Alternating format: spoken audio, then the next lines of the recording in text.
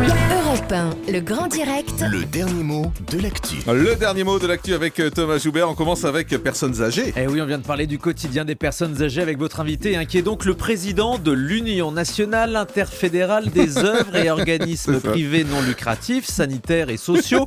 Le sigle le plus long du monde. Le temps de le prononcer, il y a déjà eu 3 décès dans les maisons de retraite. Question. La question était de savoir si la France fait assez pour les personnes âgées. Ils ont déjà une chaîne de télévision rien que pour eux, France 3. Ça fait plaisir votre invité de la première heure. Radar. Dans le débat, vous avez parlé des radars avec ces applications et ces pages Facebook qui préviennent de la présence des contrôles. Alors j'ai écouté les arguments de votre invité de la Ligue contre la violence routière. Ça tenait pas la route.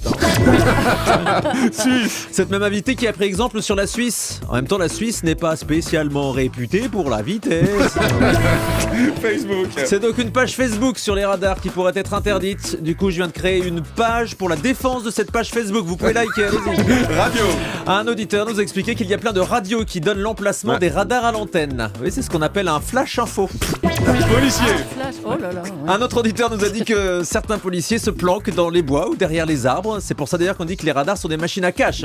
Oui, à cache-cache. Et puis eczéma. Et dans un instant, dans le grand direct de la santé, on va vous parler d'eczéma, effectivement. Je peux vous dire que Sophie Lemonnier a bien gratté le sujet. Non, c'est Oh dégueulasse. là là.